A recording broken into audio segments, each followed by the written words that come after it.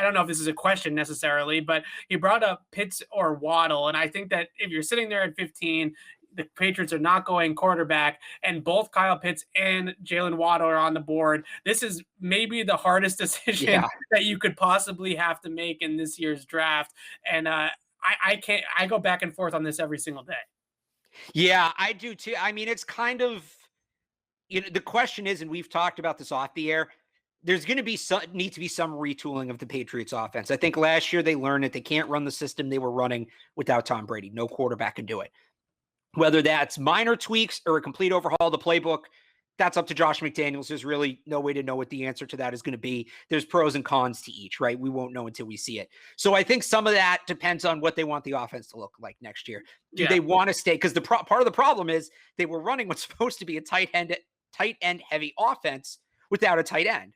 So if you want to kind of keep that flavor, that little kind of niche to your offense with a tight end does have such importance, then I think Pitts is the no-brainer. If you want to kind of mold yourself into more of the modern offense, kind of like what the Chiefs run, what the Niners run, then it's Waddle. You have Waddle's injury concern, so that's a negative on him. With Pitts, you really handcuff yourself at the tight end position. You would have 4 tight ends on rookie contracts. Ryan Izzo's deal you can maybe get out of, but I mean, that's it for adding a tight end. You really can't spend any more resources there for the next 3 years. And as good as Pitts projects to be, that's a risk. So, you could go back and forth, it's not quite chicken or the egg, but you get what I'm saying. Like, it all comes down to philosophy at that point. What do you want your roster to look like? What do you want your offense to look like? What kind of quarterback are you planning on having? I don't think there's a wrong answer. I just think there's so much context needed to answer that question.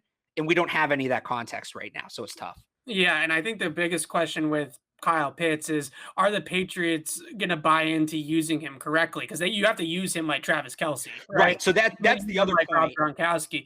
I actually think that he has flashes where he does block decently well. He's not a great blocker by any means, but he has some flashes. But you're not going to use him in that capacity at the NFL level. So if you can buy into using him as a move piece, as a big jumbo slot receiver, essentially, and sometimes you can even flex him all the way out.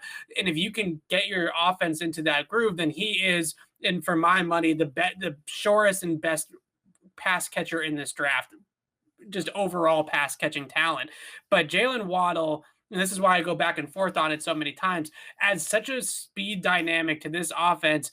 And I don't even know if Brandon Cooks necessarily did that for them, because Cooks was a vertical threat, but you weren't handing the ball off to him. You weren't throwing swing passes to him. You weren't. Well, they tried. They tried, and it didn't go well. Waddle's the type of guy like Tyreek Hill, who is a 3-level burner. You can give it to him in the backfield. You can have him go on a little motion screen into the flat. You can have him run a crosser over the middle of the field, or you can have him run vertical routes in the 3rd level of the defense, and he can stretch the field in all capacities.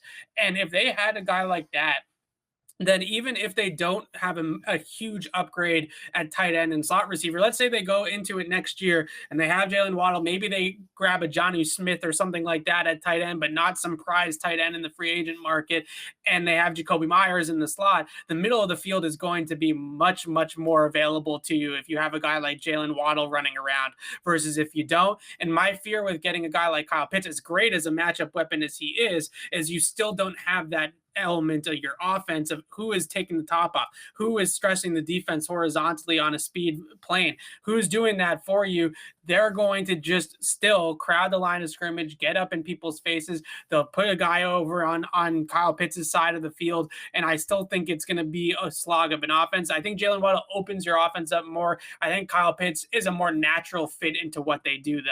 And I think they have had history, because Gronk was both. Gronk was an inline blocker and a move tight end. So if you take the move tight end tree out of Rob Gronkowski's playbook and you give it to Kyle Pitts, then I think that they have had success with that type of player already, whereas with Waddle, they've never really had that type of guy. That's no disrespect to Brandon Cooks. Randy Moss is just his completely own cyborg edition of it. Nobody's Randy Moss. Right. So really, they've never had a Jaylen Waddle.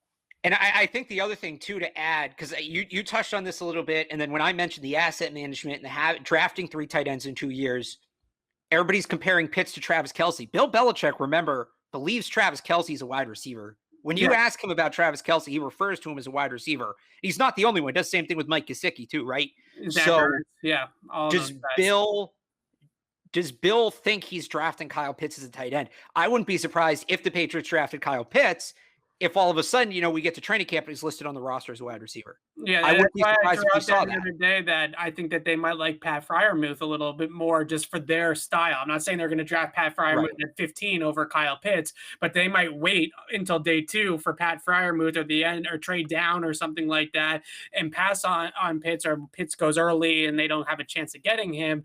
I could see, because Freiermuth is that do it all, put your hand in the ground and block somebody or catch a ball. He is that all around tight end. But then we did get a question from just one more to tack on the end of that. First off, you can wait even more and get Miller Forrestall from Alabama. But the flip side of that conversation, so you mentioned wait and get Freiermuth instead of Pitts. Yeah, is if you want to kind of flip it, you can wait on Waddle and get Kadarius Toney. So they both kind of have that equivalent. Yeah, Waddle is this draft has 3 guys that I think can really stretch the field on a different level. It's like Waddle's like the tier A1 guy, Kadarius Toney is like kind of the tier 2, and then Rondale Moore is like the tier 3 guy, right? And you can kind of don't sleep on Jalen Darden.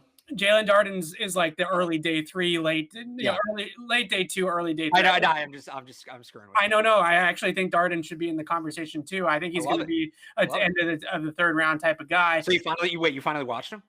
I have watched him, and that guy can play.